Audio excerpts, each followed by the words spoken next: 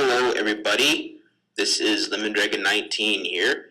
I am here to do a drawing tutorial for my anime club because that was one of our planned events for the day.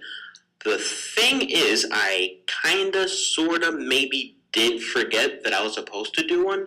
So the drawing in here isn't one of my best. This is literally just a 30-minute quickie.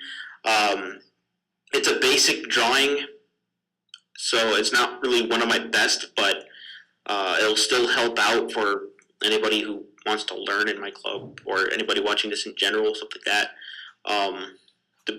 What's going on in this picture today is I joined this Pokemon mystery group dungeon a while ago on DeviantArt, and I'm basically drawing my rogue team here, Sammy the Zangoose and Curtis the Panpour.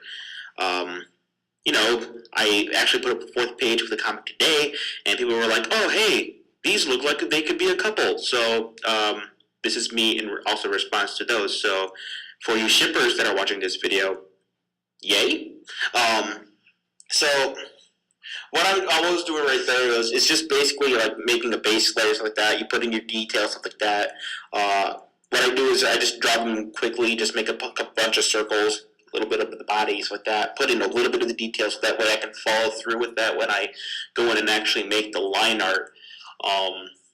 You see in this video that I kind of, sort of, maybe also did draw on the base layer. If you ever do that, if you're using like a digital program, because I know most of the people in my group, they draw on paper, you don't have to worry about that. But for like the digital artists in my group, you don't really have to worry about it if you draw on the wrong layer. Just go in and lower its opacity, and then just like have at it with the line art layer. All you have to do is really just redraw over it. It's not too much trouble, and it's actually, it goes by rather quick and stuff like that, but it helps out in the long run. So going on with line art here, after I'm done with my base layer, I usually tend to go in and put in my details through there. For my artwork, I usually don't like doing all the bold stuff. For some reason, I have no clue why, but I actually prefer more of a sketchy drawing style. I guess it's probably just because it feels, I don't know, a little more like me.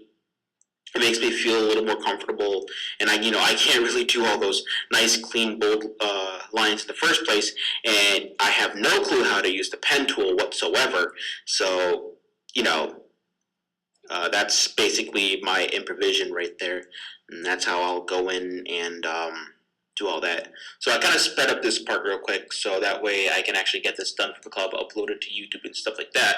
But this is basically me just putting in the line art. I go in, I put in the detail in the line art, so like wrinkles and clothing, facial expressions, stuff like that, viner, stuff like that. I'll go in, probably add in more stuff that I didn't have in the base layer to try and make the drawing look a little more appealing.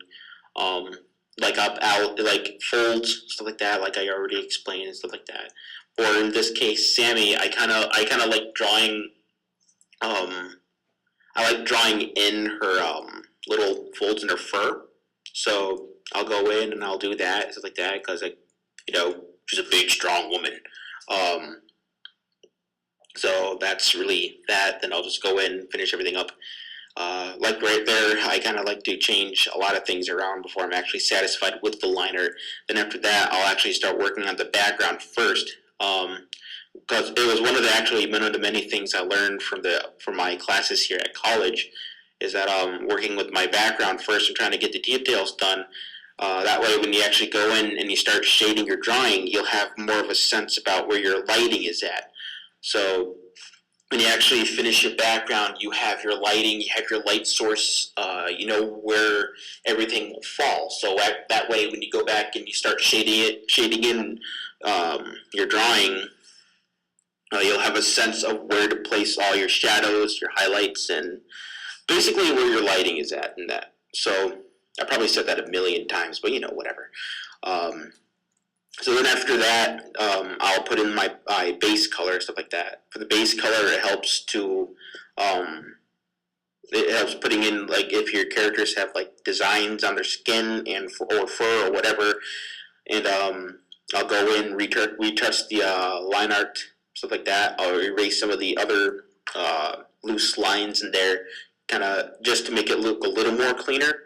I mean, come on, I'm sketchy, but I don't want to look like I'm, messy with my liner and stuff like that. So, that's kind of how I work with that. And then for my shading, I like to use 3 layers. I have a shadow 1, a shadow 2, and highlight. For the shadows, I just lower the opacity. I usually put it on like a dark blue, and but in this case, since the lighting is more blue, I'm actually using like a lighter shade of it. And then for my line 2, my shadow 2, I just bring the opacity a little more higher, usually from 20 to 30. And then after that, you get all your stuff and stuff like that. You have your picture. I put in my signatures, stuff like that, and there you have it.